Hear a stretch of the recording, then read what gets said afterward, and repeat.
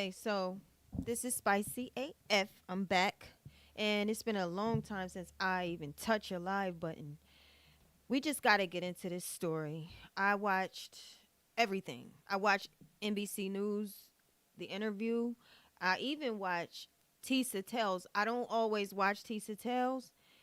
I got my gripes. That's a whole nother situation. But I do respect what she does. She does her investigations, and she's a great entertainer. Hell, I aspire to be like that one day. But she's really good at what she does. And so we know that Jay-Z has now been named and called and accused being a part of a Diddy situation where he R-worded a Jane Doe, a young woman who says she was 13 years old. We know the story, most of us. Jay-Z has aggressively denied all of those allegations. He said he would never, basically in his words, he said it a little different than I am, but it's shameful. And he had some good points. If what you're saying is true, if I did this to this 13-year-old, who is, by the way, just about the same age as his daughter, then why are you suing me? Why aren't you taking me to court and pressing charges? That's what Jay-Z is saying. So y'all, what I would like to do, since tonight Alex Shapiro, Jay-Z's lawyer, is fighting hard. And I know this is pressure from Jay-Z and Beyonce. Fighting hard because he doesn't want to be like the rest of the taken down black celebrities who got money, basically. I want to watch Alex press conference. He did a press conference not too long ago, maybe a couple hours ago. I just saw it. So we're going to watch some of it and see what was said. Also, when I mentioned Tisa Tells, Tisa, she killed it for me. She knocked that joint off for me because she basically gave a lot of clarity as to if this is true, then here is how it's true. She broke it down, y'all, and I would be a damn lie to not be honest about that. But let's first start with the press conference. And I did, girl. So when I did my screen share, I had tried to do two of them because I don't like all my screen showing. So let me go back here and let me get here we go. So we're going to start with this real quick. Will be a very short live. Here's the press conference. This is Alex Shapiro. This is Jay-Z's lawyer. The attorney for Jay-Z holds a press briefing on recent allegations. Pay close attention to all the details. And after that, I might play some of the interview that the Jane Doe did with NBC News. But let's get it started. Hold up. Very important in time. So we start off with the location. And according to their complaint, after approximately 20 minutes, she arrived at a White House with a U-shaped driveway and a gate. There is no such location in New York, 20 minutes from Radio City. It does not exist. There is no such location. We don't know whether they created a location in order to try to get jurisdiction in New York so they could bring this case in New York, or whether they just didn't do their homework. But any New Yorker knows there is no such location. Beyond that, this was supposed to have taken place at Mr. Combs' after party, according to them. When you look at the homes associated with Mr. Combs during that period of time, and even not during that period of time, none of them matches. He had a townhouse, he had a house in the Hamptons hours away, and he had homes in New Jersey, but not at that time. None of the homes work, the location doesn't work, because this never happened. And again, when you really bear down on the location and his whereabouts, you quickly realize, because if there's photographic... I hate to do this to y'all, but because this is... I don't even know if this video is going to be able to live because it is from Forbes. I forgot to mention. Diddy's home, and what Tisa Tells had explored and found his home in 2000 and not 2000. The Jane Doe may have gotten the years misconstrued. 2003 would have been made more sense. 2003, the address, if y'all want to Google it, is 207 Anderson Ave, Alpine, New Jersey. Look and see, because I'm not really, I try to do the GPS map thing. As a matter of fact, here's the GPS map. You probably can't. I just switched my screen around. So on the GPS map, wish I would have did this first. Sorry to interrupt. This is the GPS map at Diddy's old address, 209 Anderson Avenue, Alpine, New Jersey. The gas station's here. This is Anderson Ave. I just couldn't find the 207. So y'all probably can look it up. This is Alpine Drive. And when I had clicked on it the first time I had got it, it said like 15 minutes in walking distance. The girl said, she did say, we getting back to the video, she did say that she was naked, ran to a gas station. Now again, Tisa tells the one I saw who called this out, she might have got the year wrong. 2000 would not make sense. Remember this guy, let me go back to the guy, Alex, he is basing this on the year 2000 because that's what the Jane Doe said. But if this is true and these people are guilty, they know darn well that this would have happened in a different year. But all right, let's continue. Okay, wait. Evidence and witnesses are coming forward that Mr. Carter was at a commercial establishment after the VMAs. He wasn't at a house. Unfortunately for them, they needed to create this house in order to create the narrative. But he wasn't at a White House that did not exist. And this is a photograph of him at a location after the VMAs. If you've been wanting to grow on YouTube, go viral on social media, or even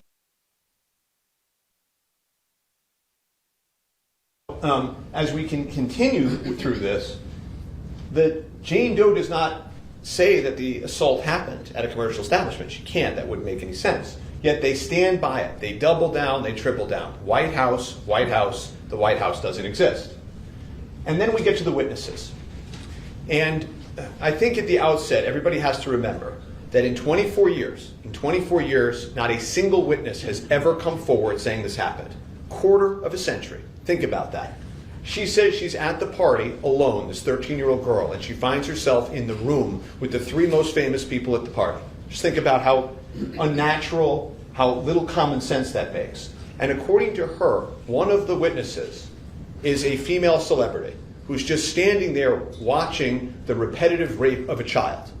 That celebrity does nothing, says nothing, reports nothing. And in fact, they won't even identify her. According to them, there's an adult female in the room watching the rape of a child. They refuse to identify her. So then we continue, and you look and there's celebrities that she says she's mingling with before. Afterwards, she says she runs out of the house naked. Runs out of the house naked. None of them notice that. None of them pay any notice. For 24 years, none of them has said anything. And so she's just asked in this interview, she's asked, well, I mean, celebrities are recognizable people. Surely you can tell us one celebrity that was there. Just give us one name so that we know this happened. And she says, okay, Benji Madden was there. And she wants... Pause. I can't let it play. Benji Madden was one of the people that was exposed by or caught on by Tisa Tales. Benji Madden is in a group, and yeah, that's one of the people. He's in a group. I don't know the band name. It's white guy. He's a twin brother. And in 2000, he would not have been there. But 2003, he was at the VMAs. Wants to conjure up religion and say, I'm religious. I remember his tattoo. She looks and remembers so vividly the tattoo and the conversation with Mr. Madden. Well, Mr. Madden wasn't there. He already said he wasn't there. His tour schedule said he wasn't there. And he wasn't there because this never happened. None of this ever happened. And you keep going, and you ask yourself, well, who is this complaining witness? She does not come forward with her real name. She proceeds under Jane Doe. There's no report to the police. According to her, she never tells anybody for 24 years. Not one person, not alone in the car for 5 hours at home, on her way home. Not one person, not a diary, not a family member, not a friend. Most people, when this happens, there's a need to tell somebody. We call these prompt outcry witnesses. In most complaints like this, people tell somebody. She says nobody for 24, 25 years. And then we get to the details. And I want to make sure this is clear. When people make up an account, whether intentionally or their mind is playing tricks on them, they can always get that core part of the story right. They can just keep repeating it over and over and over again. This is what happened, that core part. But they're always going to mess up the details. When something isn't real, when something doesn't happen, you're going to get the details wrong because you weren't really there. And so she starts with her story about her friend that dropped her off. Okay? This drive of over 5 hours, the friend would have had to have gone 10 plus hours to drop her off. Because she's got to get there. If this is real, she's got to get there. But guess what? This friend of hers, she doesn't get out of the car, right? Think about that. She's just leaving a 13-year-old girl alone in Midtown. She doesn't even want to get out of the car. She came all that way. There can't be a witness there. She can't have a witness there because this never happened. So as you keep going, you ask yourself, but how did she end up in the car in the first place? And so she creates this story. She says, I snuck out the window, right? But now we know she came from Rochester. So she would have been sneaking out of the window at 3 in the afternoon in the middle of broad daylight. Never heard of such a thing, defies common sense, doesn't make any sense because this never happened. And so she tells this story because she's got to create a way that she gets out of the house and ends up in New York City. And as we keep going here, the friend that implausibly leaves her there, there's then some pressure on that part of the story because it doesn't make any sense. And so the lawyer is asked, well, just produce the friend. And so he has to find somebody that can make this work. And of course, as soon as he's pressed, they find somebody who they say is no longer alive. They can't corroborate it, and there's nobody to talk to. Okay, and if we can keep going. Next slide. So she then gets there, right? And she has this vivid tale of watching it on a Jumbotron. It's in her complaint. Clear as day. There was no Jumbotron that year. Okay? I don't know whether they were Googling images and found the wrong year. I don't know whether she's just making it up out of whole cloth. See, there is no Jumbotron. In fact, a play on words because he's making sense. How is everybody dead like the friend? And I got a little suspicion. What if it was the friend? It may not be, but what if the friend was the one? I don't know, but I'm saying this whole story is strange. But the play on words is, to me, him filling the holes for anybody like Tisa Tells or any other investigators out here. Fill those holes in to cover that story in case somebody comes up with that. Or do you know something we don't know? Was it a different year? And you, like, to me, is that a Freudian slip? A Freudian slip? You can call it a Freudian slip. Does he really know it was a different year? But since that's what was reported in the lawsuit, that it was 2000, are we just sticking with that? they didn't even get a permit, according to the police and the city, for the Jumbotron that year. So that didn't happen. None of the details are right because this never happened. If we can keep going. And then she says, I'm knocking on the doors and the windows of limousines and VIPs. Of course, that doesn't work either. If you look at the video, photographs, that whole area was blocked off. We've spoken to numerous people there that were in security. No one could have gotten anywhere near those cars because this never happened. She gets that fact wrong. And you know, the whole story about, of all people, she knocks on Puff's window. 13-year-old girl in Midtown by herself. Just think about that. Think about how illogical that is. Keep going. Again, this is Eminem performing in the streets. No Jumbotron. All the cars barricaded. Her facts don't check out because this never happened. If we can keep going. So what ends up happening then, and this is important, is her original account in the original complaint says that at 9:30 or 10, she's told to wait there to get a ride to the after party. Okay? That also doesn't work because there's photographs now of Mr. Combs, Mr. Carter at commercial establishments in New York after the VMAs. So this narrative of at 10 o'clock she ends up at this party can't work. They got caught. So they change it in the amended complaint that there's this multiple drop-off and pickup that lands them at this White House that doesn't exist. So as we continue, this is again her account of trying to change the story into this multiple drop-off I don't know why it's so blurry. Is it blurry period to get them at the house to deal with the fact that there's photographic evidence that that's not where the after party was in the first place. And so as this account continues, yeah. Do you have back pain normally? Yeah, I have bad back pain. And this- Scoliosis. Skip the ad. I you have to look at the timeline. Why is everybody You have to dead or look don't know? at the timeline. So there's an old expression that time doesn't lie. Everything else that I'm talking about, these glaring inconsistencies, these are not minor inconsistencies. These are not minor problems with this story. This is utter falsehoods. Time never lies. And so if you look at the time, no matter what, this couldn't have happened. It's not even possible that this happened. And this is so important. So again, now that we know that it's a 5-hour drive in each direction, how she gets to the VMAs, okay, we're going to talk in some detail about this White House and whether or not they could have gotten there. And then again, Doe returns home to Rochester. Okay, and this is very important. Because she returns home, she has to leave the New York area by 1:30 in the morning at the latest. Okay?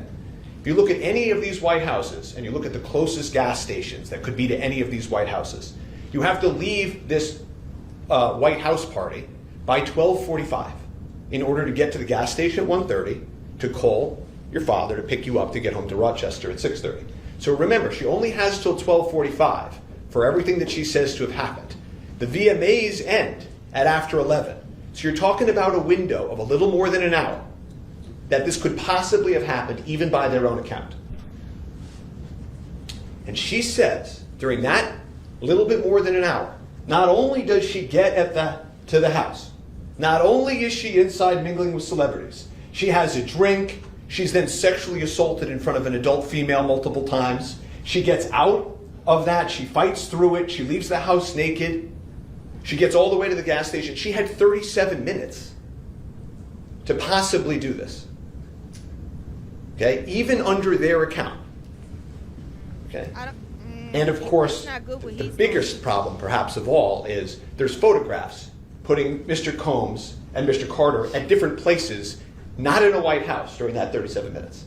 So when I tell you that it's not just that this story is a lie and that it's not true, it's provably, demonstrably false. This never happened. So, we talked about this 37 minutes. The earliest, even if we didn't have that establishments. Remember, this is innocence on top of innocence. Even if we didn't have that, according to her, the earliest they could have gotten to the house is 12:11. And the reason for that is, if the VMAs end, and the drive is 20 minutes, the driver has to go there, drop them off, come back, pick her up, bring her back. She can't get there. And again, this is lickety-split. This is as fast as is possible, okay? This is no traffic leaving Radio City in Midtown during an awards ceremony. 12:11. She has to leave that white residence by 12:48 in order for her father to pick her up at the gas station. 37 minutes. That's the entire window of opportunity here. So, Here again is the timeline, shows the 11:11 VMAs end, the drop-off, the pickup, and the drop-off. Next slide. And again, here we are. You see the 37 minutes. This is the 42 minutes it takes to walk. This is the closest gas station. And this is, remember this is a 13-year-old girl walking who has issues, who is maybe drugged according to her, who's just been viciously raped multiple times, who was holding her own clothing trying to get to a gas station that she had never been before. Okay? No map, no cell phone, no nothing. Straight line, it's 42 minutes. Okay? The story doesn't work, it doesn't check out. Okay? This never happened. Next slide. These are all the things that they claim happened in that 37 minutes.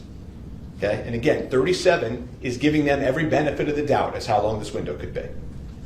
Every benefit of the doubt. But here's an even bigger problem. There are photographs of Mr. Carter and Mr. Combs at commercial establishments during the 37 minutes. They're not there. Even if you try to come up with the fastest possible timeline, I'm talking about no traffic, nobody getting in your way at the door, right to the bar kind of timeline, it still doesn't work.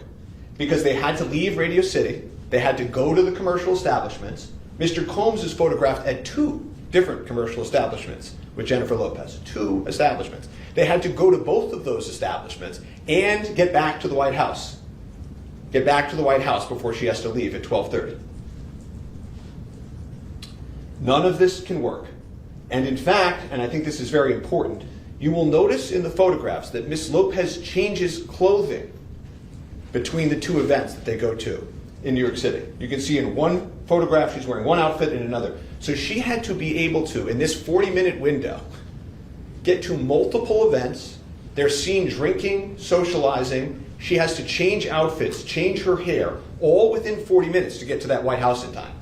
And you're saying to yourself, so that's not possible. You're right, it's not possible. It's because this never happened. And then we get to the end. She kept running until she reached a gas station. A female clerk noticed her, allowed her to use the phone. Plaintiff called her father, admitted that she had lied about her whereabouts. And this is a very small thing, very small. But remember, when you leave house and you're 13, you have to have a story. You either have to sneak out and not have a lie, or you tell your parents a lie. Sort of two options, right? Earlier, she says, well, I didn't tell my parents a lie, I just snuck out the window, right? Here, she says, well, I lied. See, do you know what that means? That means she's lying even within her own story. They can't both be true. And I said earlier that no witnesses have come forward in basically a quarter of a century, except for one. Now there's one, her own father, the person who knows her best.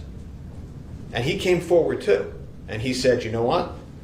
This never happened. This never happened.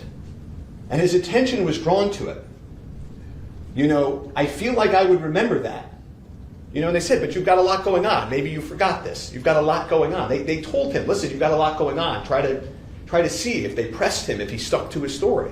He said, yeah, I have a lot going on, but that's something that would definitely stick in my mind. Of course it would stick in your mind.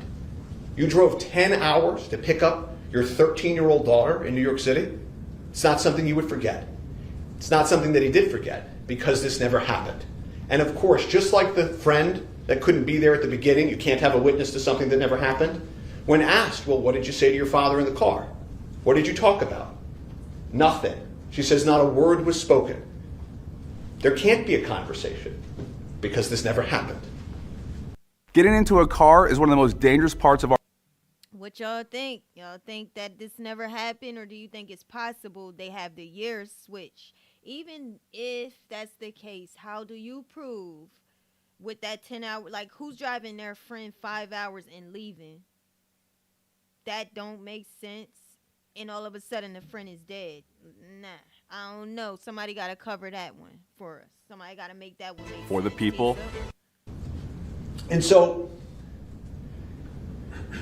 you got to ask yourself what's going on here, right? And you all saw that videotape of her being interviewed in the shadowy room. She's holding a teddy bear. She's talking about her issues, her head trauma. She's been through a lot in her life, you can tell. And so who took advantage of this? Why are we here? Why is this story getting created? And I'll tell you who took advantage of this. This lawyer took advantage of this. That's what's going on here. And you can see here, now that this is starting to unravel and the truth is coming out, he's starting to walk away from it. He's saying, oh, sorry, this case was referred to our firm by another firm, so I didn't really check it out, is basically what he's saying. Right? He brings an accusation like this, attacks a man with the integrity of Mr. Carter, and all he has to say for himself now is, well, I didn't really check on this. I got a referral, trying to make a little bit of money, so we just went live with it. Next. Here is again the timeline that he went live with. In the face of this irrefutable, time doesn't lie evidence, he went live with it. And again, it doesn't work. This 37 minutes, it does not work. It does not work because there's photographs. There's photographs. You can find them on the internet of them. They're changing clothes. She's changed clothes. Do you know how long that takes for her to go to 2 events, change clothes, get inside, have drinks, they're socializing, they're not popping into these events. To then get back out into the suburbs somewhere at a house that doesn't exist? It's not possible. Actually not possible. He is for sure innocent of this accusation. Next slide. But this lawyer, he doesn't care about things like this. The only other person he's brought a complaint against for just mere association, merely being at a Sean Combs party, he's already been wrong about that one too. He had to change that one. If you look at the next slide, he got the year wrong. He said there was a party in the Hamptons. Mr. Combs was in Saint-Tropez at the time. Didn't check out. 2 claims, neither are checking out. If we could keep going.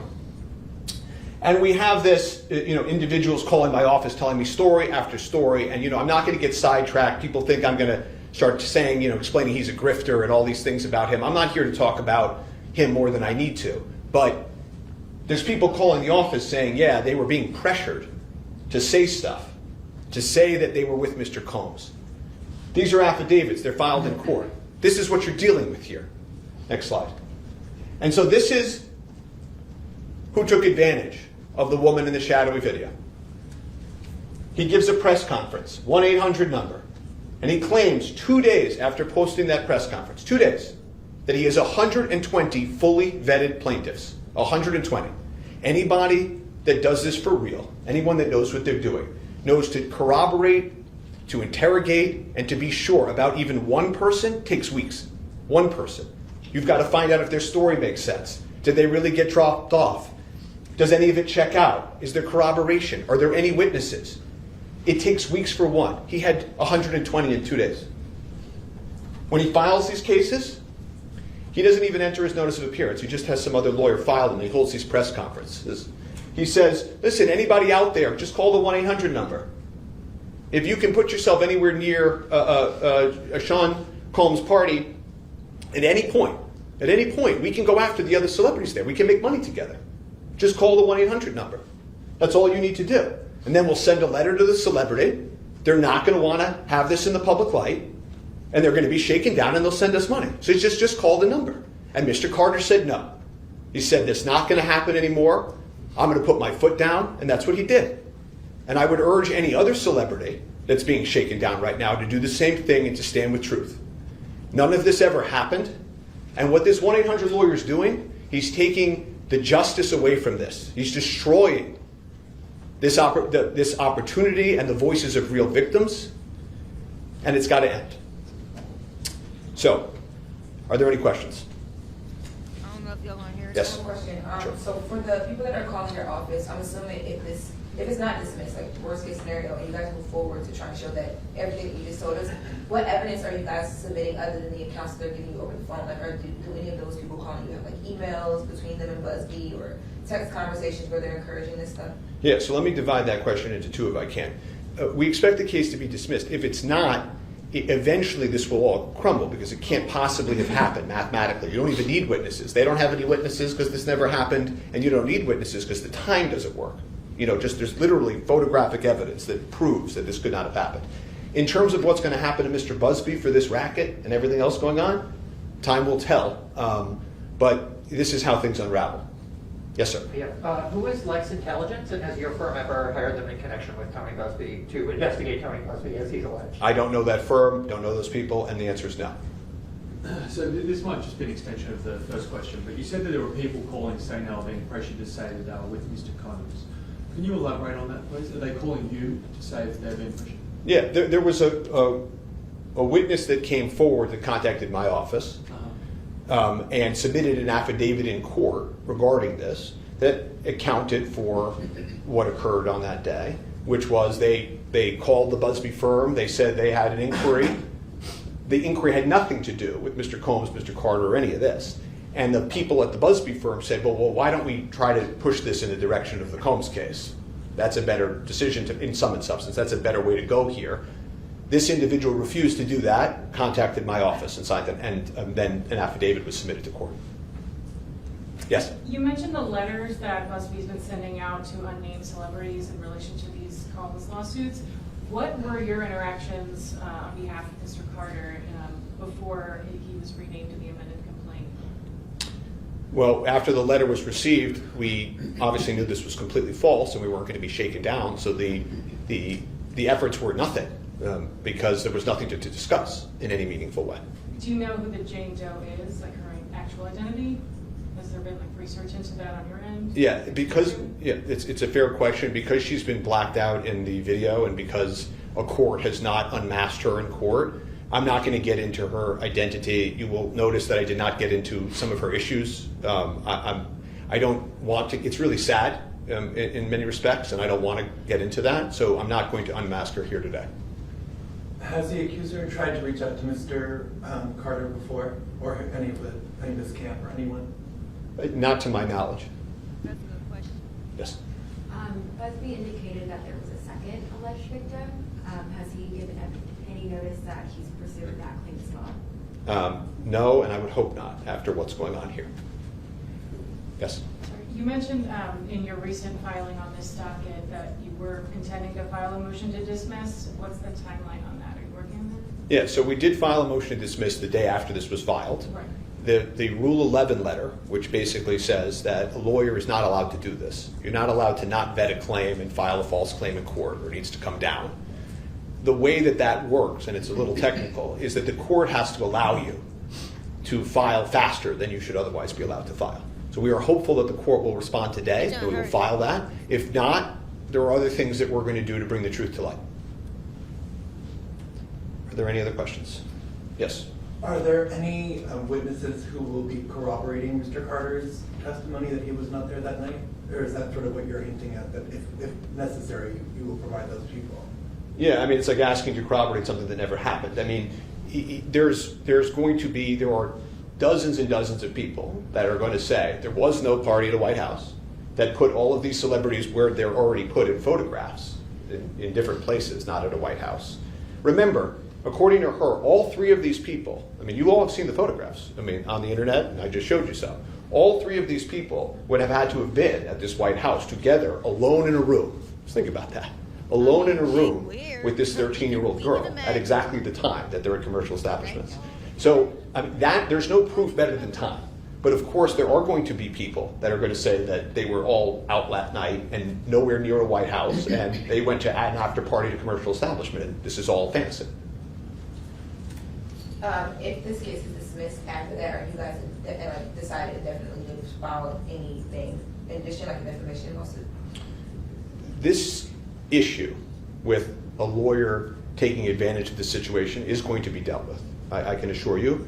And I think sort of stay tuned. I think the first thing today was to make sure that everybody understands this is not an account of inconsistencies. I wanted everybody to understand that this never happened. This is completely false.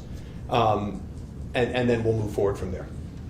Yes. What is Mr. Carter's account of that night? Does he say he was at multiple locations, just that nightclub, Lotus nightclub that he was photographed at? Yeah, so I'm not going to get into sort of privileged communications and talk too much about that, but I will say that he was not at any house or any location. They were in New York City. They were at commercial establishments with lots of people around, and this is obviously completely false. How's Mr. Carter feeling? He's upset. He's upset that somebody would be allowed to do this.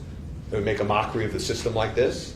He's upset that this distracts and dissuades real victims from coming forward. He's upset that his kids and his family have to deal with this. He's upset, and he should be upset. Is your firm investigating Buzbee, talking to people around him as he's alleged in some of his legal suit, in his suit against Tony Emanuel? Yeah, that suit went nowhere, as you saw. And what happens when people bring frivolous cases and run rackets like this is, of course, we're asking questions. I've got people contacting my office telling me chapter and verse about him. So we don't shut off the phone lines. I'm listening because I'm trying to figure out how this is allowed to proceed like this. Yes? He posted a photo on his Instagram of 3 men at a door of his client, suggesting that investigators came and said that they would pay $1,000 for plaintiffs to file a suit against him. I mean, do you have any connection to those men that he photographed? Do those men have any connection to Quinn Emanuel? Zero. Okay. I don't know whether it's completely false or not, but zero connection to those people. Have no idea what that is. Don't know whether he made it up out of whole cloth. Don't know if he's trying to distract from what out here doing it. He's under now. But no, there's no truth to that. Hopefully not. Anything else? Really consider Indeed like. I don't know, y'all. I think that other explanation could possibly be, but still, her memory is jacked up. Now, these people, when they get drugged, some of them don't have a memory. Y'all ever had a Xanny? If you ever had a Xanax and you're going to be honest, You don't have to say it. Just think about it. I had Xannies in my lifetime, and I hate them. I don't like anything that makes me forget who I am, where I am, what happened. I don't like that at all, but I have. And so drugs can really have an effect on you like that. You can really forget. So the fact that she remember anything to me is applaudable if she had a Xanny. Carter say anything more specifically about Mr. Combs? He didn't really address him in his statement, but anything since outlets and internet speculation have tried to affiliate the two of them, he didn't really, in his statement, specifically say anything about any of the allegations. I mean, Mr. Carter has nothing to do with Mr. Combs' case or Mr. Combs. Y'all hear that? Mr. Carter has nothing to. Okay, let me let him finish, and then I got something to say. Let me take it back a second. Any of the allegations. I mean, Mr. Carter has nothing to do with Mr. Combs' case or Mr. Combs. They knew each other professionally for a number of years, just like in all professions. People know each other. At the music awards, they support each other. If you go to the NBA All-Star game, they support each other. That's just how professions work. There is no closer association between any of them. That's also a matter of fiction. That's all that there is. He doesn't know anything about the charges or allegations against him. He has nothing to do with that case. And there's nothing more to say. Okay, that could very well be the truth, but that's a lie, because anybody I graduated in the year 2000. They was tight ever since then. Before then, they've been tight since it's really started to where I started to see was when Biggie Smalls and Notorious B.I.G. was rapping and was alive. Jay-Z and Diddy, they had been close for a really, real long time. Why would they be going to each other's parties anyway? They go to each other's parties. Why would Beyonce even be hanging out with Diddy? And then even on that jail leak call with Diddy in the jail, he said Jay reach out. And the son was like, nah, Pops, Ghost. He said, we going to play that too, because to me, I'm telling you, it could be some other stuff with Diddy too. Notice that Diddy didn't go back out for a bail hearing, did he? The same day he denied going to ask the judge for a bail hearing a couple days ago, same day this stuff started happening. Is Diddy out there mad? I heard that jail call. That jail call let me know something intuitively. But let's finish watching this. Yes. In the original filing before it was amended, and even after, there's a second, the woman celebrity that you mentioned was in the room. That woman celebrity, whoever that is, has there been any other people that may have been with Mr. Carter or even Puff that night that have reached out to you guys just wanting to know what is happening, just so that they can prepare for kind of even a fight back like Jay-Z is right now? Well, we know other celebrities have received letters, and we've spoken to other celebrities that were there that night that say what they know about this makes no sense, couldn't have happened because they were all at a commercial establishment. So I hope that answers your question. Yes? Was there a specific amount of money or something specific that was demanded of Mr. Carter in this demand letter that was sent to you before the complaint was filed? There isn't a specific number that has been demanded. But did they specifically ask for money? In the demand letter, what did... Yeah, so I've been asked this question before. People like this, they don't send demand letters out to not get money. That's all they want. Okay, this is not for truth and justice. This is for money. So the request was to sit down and talk about a way to resolve this matter, and we all know what that means. Yes? Do you have any plans to release the demand letter? Not as I stand here today. I'm more concerned with making sure that everybody knows this didn't happen. I know there's a lot of questions about this lawyer and who's after him and how much wrong has he done and these questions, and I totally understand that and respect those questions, but we'll turn to that later. Anything else? Okay. Thank you all very much for your time. All right, y'all. So I'm going to tell you this. I think Diddy might be snitching. I'm telling you. I think Diddy could be snitching. Let's listen to that call real fast. Let me pull it up. The Diddy call. When he was talking to his son and the jail call got leaked. Where is it? See if we can pull that up real quick. And thank y'all for listening. I try not to talk too much during the live. I'm really bad with that, but I did good. I usually talk more. Here it is when it comes up. We are going to hear it. Let's see. Oh wait, it don't show it. Hold on. I might have to. I did pull it up. Let me see. Let me wait till it come up, and then I'll. Do not entertain none of this nonsense and nothing over the phone. I'ma need you to get rid of all the leftover pizza boxes. The what? All the boxes left over from the pizza. All the boxes. Okay. Make sure you recycle the plastic like we talked about. Yeah. Did Jay reach out yet? Nah, Bob. He ghosting. What the f*** is this motherfucker doing? These things sweet now because I'm in here. It's all good. You about to get out on bail. Nah, fuck that. Hey, yo, check this out.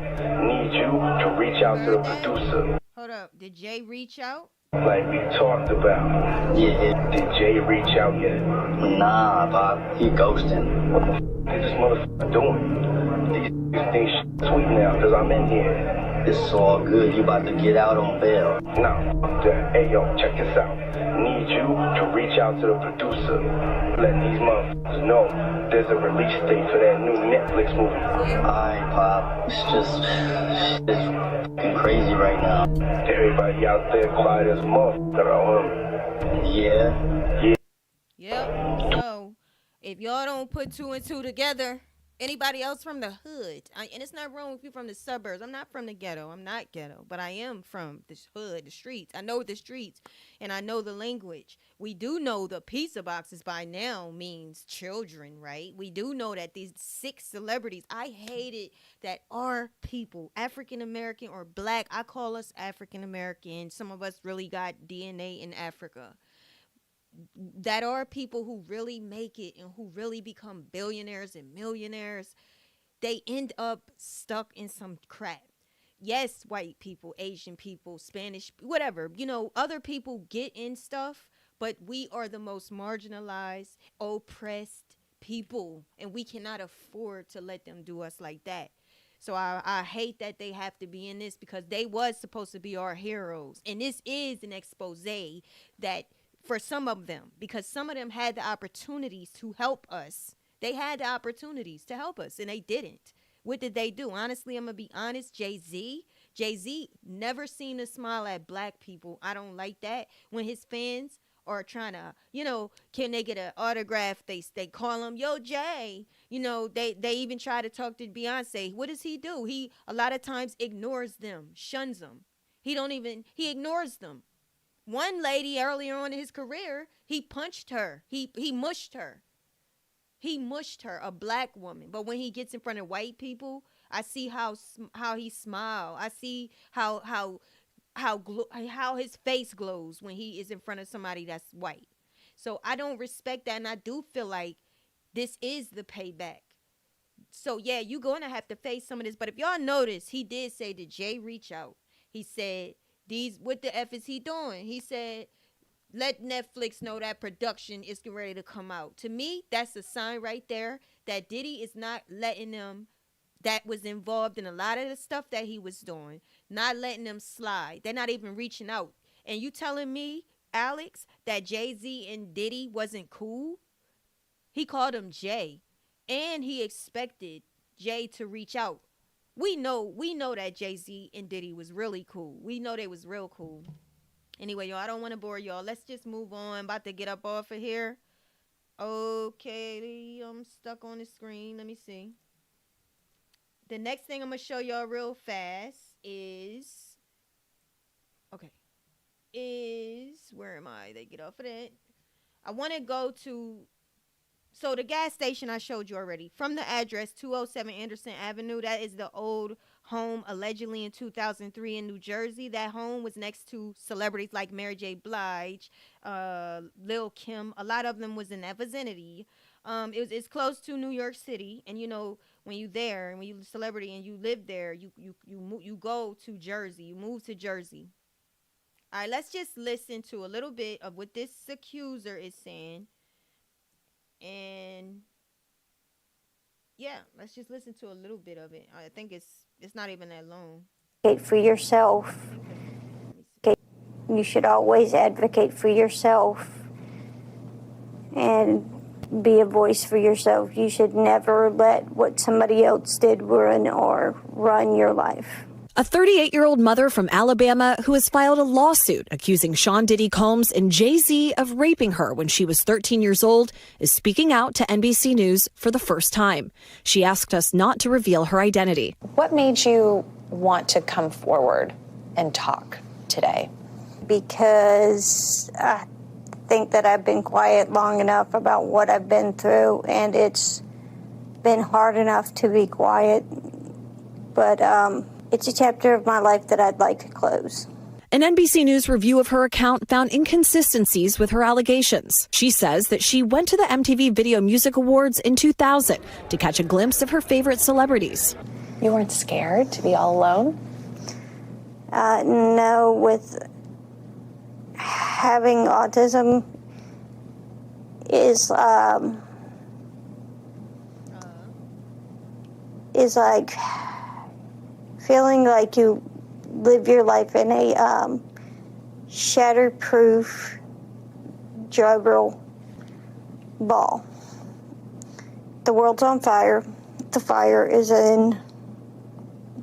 inside the ball with you, but there's no way for you to get out. In addition to having autism, the woman says she suffered a head injury. The night of the 2000s VMAs, she says a friend drove her from Rochester, New York to Manhattan, a more than 5-hour drive.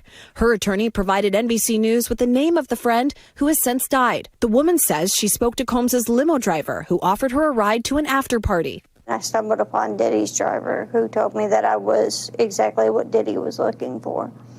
What did you think when he said that to you? I thought it meant that I was just pretty.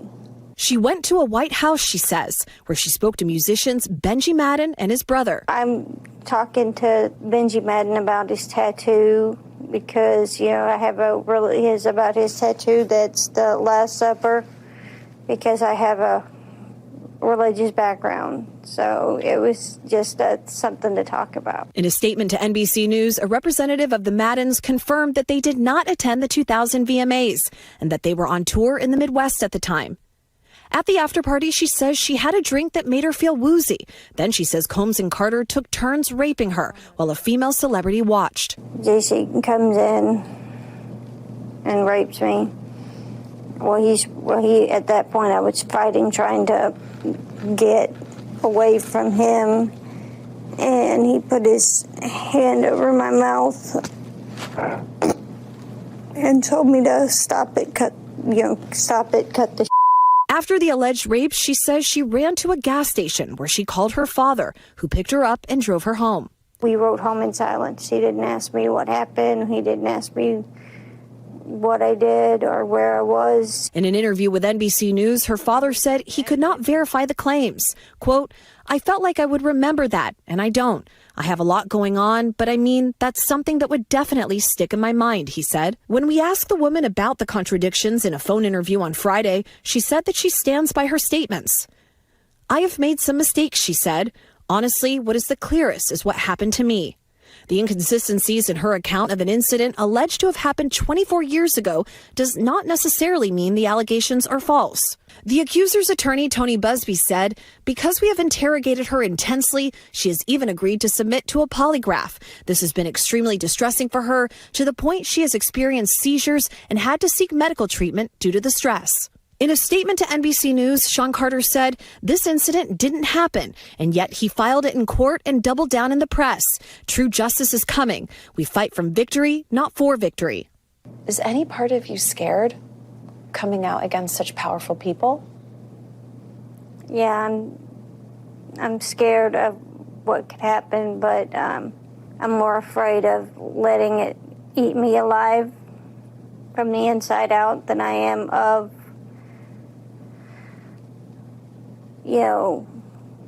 being chastised by their fans. All right, Chloe Malas joining us now live. Chloe, we just heard. All right, so that's that. I'm about to get up out of here. So let me see. Tisa Tells said that, and I keep referring to her because I didn't come up with it. it's more liable or reliable if this happened in 2003. Benji Madden 2003. It was called, what is that? Absolute Party. No. Let's look up VMA Diddy. Let's just look it up and see what happens.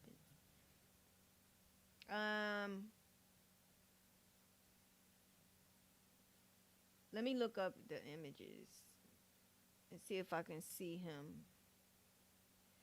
Because it was said that, no, let's just look up VMAs. He was at the VMAs and he should have the Last Supper on his arm. Is this him? 2003 MTV video. That would be him. Here we go. Here he is. So this is the guy. He was at the VMAs. This right here says, can y'all even see? Yeah, you can see. It's just a little messed up looking. Yeah, so he was definitely at the VMAs. So we know if it happened in 2003, it would make sense for that. Now let me look up. What was I gonna say? There's one more thing. Denzel Washington yells at Diddy, and I gotta turn over to all, and let's see. Denzel Washington Diddy, because you know they're talking about that now too. Let's listen to this, guys. Can y'all see? Denzel Washington screamed at Diddy during an all-night party in 2003 before storming out. Denzel Washington and Sean Diddy Combs allegedly had their own private issues aired publicly more than 20 years ago. Washington, 69, reportedly stood up to the disgraced rapper, 54, at an all-night party in 2003, a source told U.S. Weekly. It's unclear why the Oscar-winning actor was upset with Diddy, but he reportedly had enough and confronted the billionaire Bad Boy Entertainment founder. Denzel screamed, "You don't respect anybody," the insider recalled. Shortly after the incident, Denzel and his wife abruptly left the festivities. Denzel and his wife, Pauletta, had been partying until dawn with Diddy, and they had seen something and stormed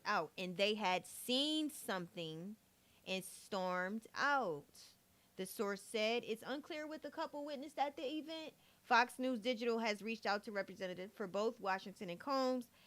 The reported rift that night didn't appear to affect their friendship, as Diddy and Denzel had been seen together through the years at various public events, including basketball games and President Barack Obama's 2009 inauguration. More than 100 accusers reportedly came forward. All right. So again, the reported rift that night didn't appear to affect their friendship. So we know there was something that happened in 2003 at the after party. We know that Benji was at the VMAs. So they try to make it sound like he was out of town because that's what Tony Buzbee said in his lawsuit, is that that it was 2003, because the girl said it was 2003. It was something else that I wanted to, okay, just something. Denzel, Jay-Z. Remember they had that little beef? Remember this, y'all? I don't know if y'all remember, but let's see. Meet the Ninja Turtles in Hero Wars. The legendary RPG Hero Wars welcomes new heroes to the battle. Jay-Z seemingly had to calm Denzel Washington down at a recent LA Lakers game. I'm Asia Sky for Hip Hop DX, and check this out. On Tuesday, February 7th, a clip from the LA Lakers Oklahoma City Thunder game went viral, and in this clip, Denzel Washington can be seen yelling at someone on the sidelines before Jay-Z steps in and successfully diffuses the situation.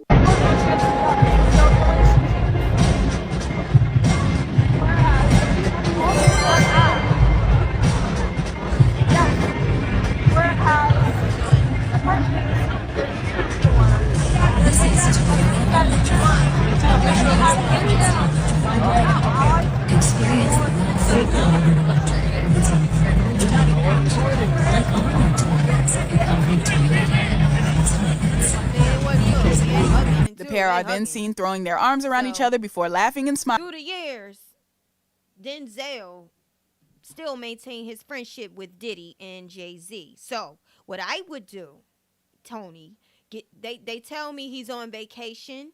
Well, you need to come up off that vacation because Alex Shapiro is moving and he is asking the court to expeditiously get this taken care of, to drop this, to dismiss it so they can move on. They're trying to do it quick on purpose to get it out the way, because if what Tisa is saying have substance, then the incident could have happened at a different year.